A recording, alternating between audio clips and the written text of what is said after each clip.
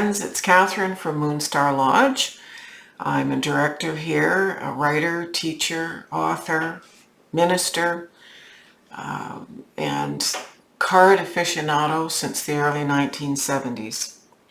I come to you today with some Indigenous teachings because this particular recording covers the period from Sunday, September 5th until the 11th.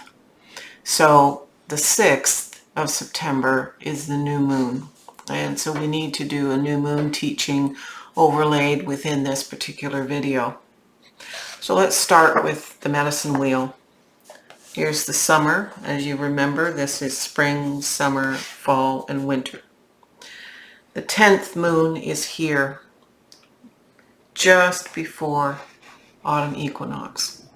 So we are, in the dog days of summer, which is referring to where Sirius is. And this particular grandmother that comes in on Labor Day Monday is called Weaves the Web.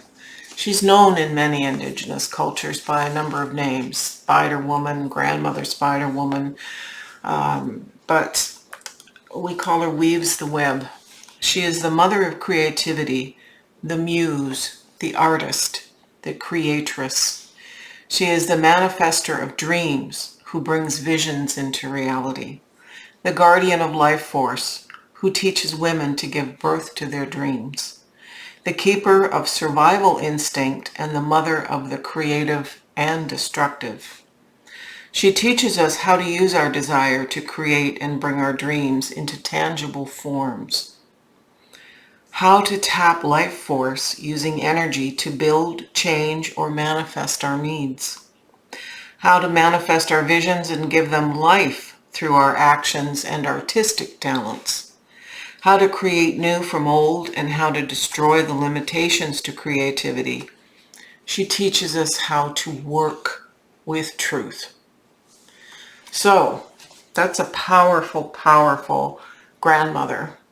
I was taught that Weaves the Web, the vision of her, and you can see a grandmother Spider Woman rock in the tall standing rocks near Sedona. She is a place of prayer there, a physical place to visit, to speak to her spirit. But I was taught that as she spins her wheel, the fiber, like the thread coming from a spider's spinnerets, touches the crown chakra of each and every living thing, tree, plant, animal, and rock. Reminds us we're all part of the sacred web of life. Nothing is less important than anything else. So we are all one. And what I do on my end of the spider web reverberates down through the rest of the web and impacts everything else.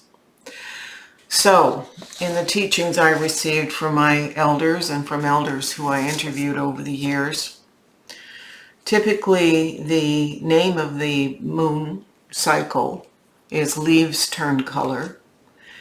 The totem is horse and the clan is thunderbird. The spirit keeper is coyote or wolf in the south. Orange and brown are the colors. Heart front, so heart chakra. The healing plant is corn, which comes ripe in this time. It's the emotional part of the auric field. The element is fire for the artist. Again, her name is Weaves the Web. And pink is the crystal color ray. The tetragonal crystal system relates to her. Mercury is the planet that's associated with this time. And then we have crystals that are green, rose pink, and red. Ruby, chrysoprase, emerald, those kinds of stones are appropriate. There are others. If you message me, I can give you that information. So this is a fiery, productive, creative new moon on Labor Day Monday the 6th. And I would suggest that you recognize that we are preparing our dreams for the winter. So once we hit after autumn equinox, we have the ancestor time toward the end of October at Samhain or Halloween. And then we get into the winter months where we're actually creating, fixing our medicine bundles, fixing up our sacred objects when we can't be outside anymore. So this is an important reading. I pulled the reading before I realized it was actually I needed to speak to New Moon. It was just a little bit of a brain fart there. So it's a perfect reading. So these things, you can't make this shit up, actually. So let's go to the cards. So the decks I'm using, again, I've said in previous shorter videos that I normally use these decks for personal work, but it was important to me and Spirit was pushing me to use them publicly. They're by the author Kim Krans, all three of them. It's the Animal Spirit, the Wild Unknown Animal Spirit deck, the Wild Unknown Tarot, and the Wild Unknown Archetype deck, which I'm using to represent the archetype deck is being used for the ancestors this week. And I've added in the Monde Nacht Lenormand by Patrick Scheller. Okay, so here's our reading. And as I pulled the cards, I was going, wow, wow, wow. We start with the star, hopes and dreams. So we're coming into this new moon. She is the creatress, this grandmother. She is the artist. She is the manifester. So here's our hopes and dreams that we're presenting her with. And we have a day and a bit, about 27 hours before the zenith of a new or full moon. So we're beginning to ferment, if you will, our dreams and visions now as you see this video. And then we move into the world. The world is creating something. We're coming to the end of one cycle and manifesting a new cycle. Yes, of course we are. If you liken this to the Fool's journey, oftentimes the Fool is a little tiny figure in here because he's ending one cycle. It's as if this is an egg being rebirthed into a new cycle. So this is what we're doing. We need to spend time focusing on our hopes and dreams for what's new. And here we have card 11, Strength. We've come out of Leo. We need strength to manifest. Now what's interesting is we have the page, or the sun in this case, in this deck, the Sun of Cups in reverse.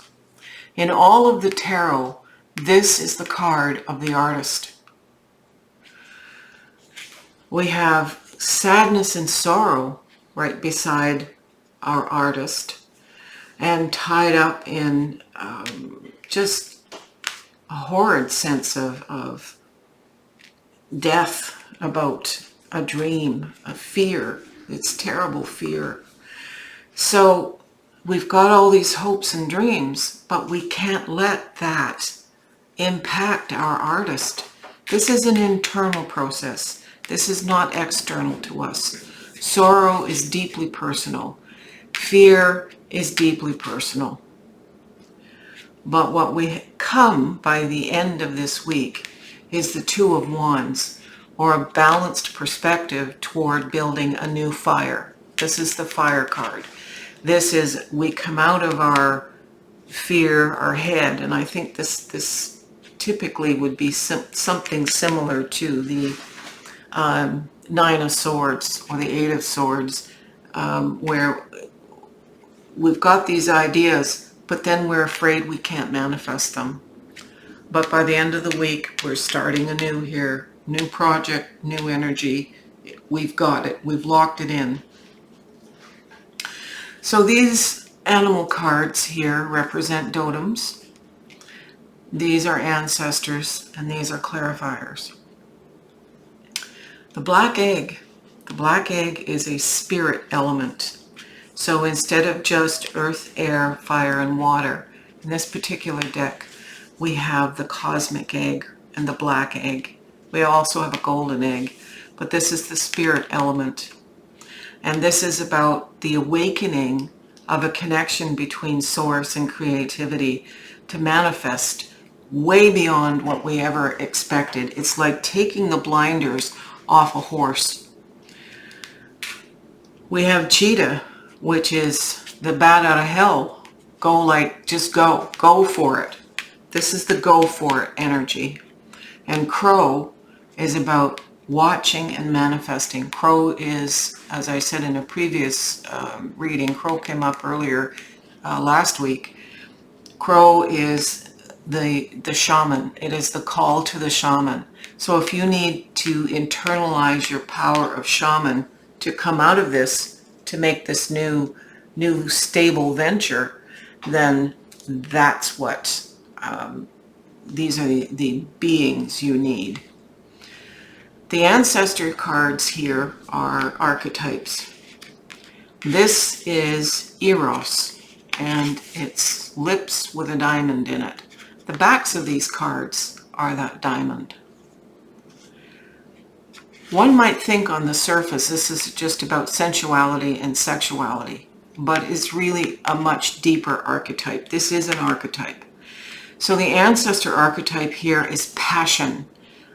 Looking at what excites us, what gives us the ideas. Is it something from nature? Is it something at the end of our paintbrush on canvas? Is it a garment we create? What is it that excites us? We need to really, really analyze this week. To get out of our heads here, we need to analyze what gives us that spark. And the other archetype card in this particular deck is the Queen. And the Queen is the same as the Empress card in tarot. So it's the mystical connection. The Queen and the Crow here are partnered, and that's important. You have the wherewithal to go very deeply within. This is surface. This angst here is an old pattern of approaching something new. You have all this fiery, beautiful, powerful thought, and then you get scared, but then you come out of it. This is what helps you come out of it. And when I look at the Lenormand, one of the things you need here, the cat represents a familiar. So connect with your totem no matter what moon cycle you were born under. Now, we talked about horse and thunderbird being totems for this moon cycle. You can go to horse and thunderbird. This familiar is a kitten. Look at your birth sign. Know who walks in spirit with you as a familiar. Maybe it's dog or wolf. Maybe it's crow or raven. What I get here is garden. And garden is connecting with community, but being in beauty. It's a very positive. It's a relaxed card. It's about taking perhaps some ideas from nature here. Clover is good luck, and the rider is journey, travel, but journey in the sense of this is a new journey down here. So this correlates with the end of the week. So this is you can flip the camera, Brian. This is a very, very powerful reading for this new moon. Weaves the web, and it's an exciting time. As an artist myself, getting ready for the Bay Studio Tour, I know how important it is to allow myself to come out of my intellectual cycles of book writing or teaching and get into the physical manifestation of objects as art. So good luck with this, and really put your head in it and your heart in it, especially your heart. And don't let fear and anxiety upset it. Miigwech.